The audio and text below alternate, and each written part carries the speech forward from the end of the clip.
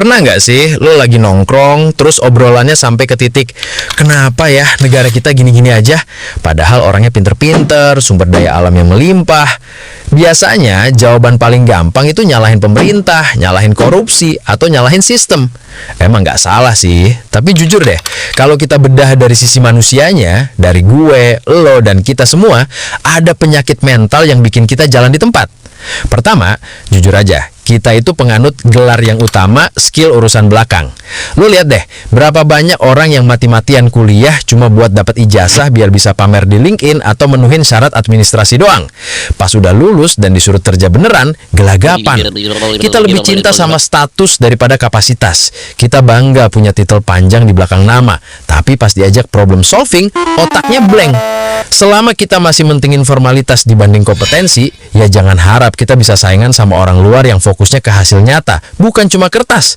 Terus ada yang namanya crab mentality. Ini asli, penyakit paling parah di tongkrongan kita.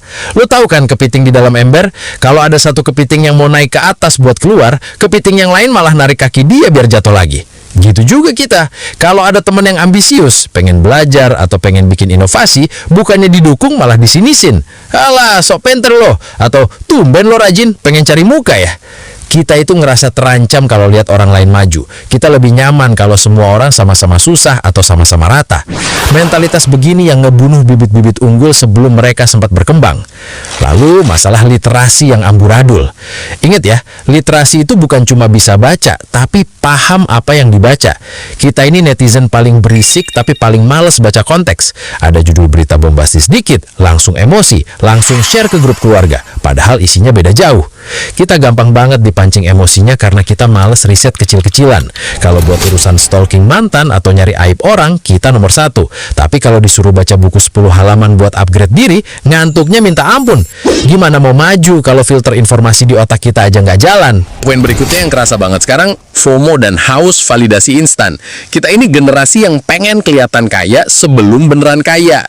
Lo lihat deh, banyak orang rela minjol atau pakai pay later cuma buat beli HP baru atau nongkrong di kafe mahal demi konten. Kita lebih takut dianggap nggak asik daripada nggak punya tabungan. Investasi leher ke atas, belajar dibilang mahal, tapi beli skin game atau barang branded yang bikin dompet sekarat malah dijabanin. Kita itu kecanduan shortcut, pengen sukses instan tapi nggak mau ngelewatin proses yang berdarah-darah.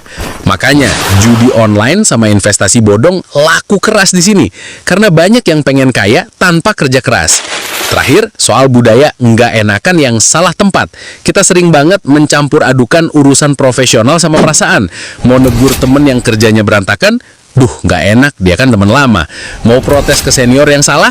Jangan deh, nanti dikira nggak sopan. Akhirnya apa? Kualitas kerja kita segitu-gitu aja karena kita lebih mentingin perasaan daripada kualitas.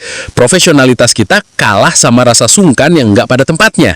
Jadi guys, kalau kita pengen Indonesia maju, jangan cuma nunggu presidennya ganti atau sistemnya berubah. Perubahan besar itu dimulai dari hal-hal kecil di dalam kepala kita.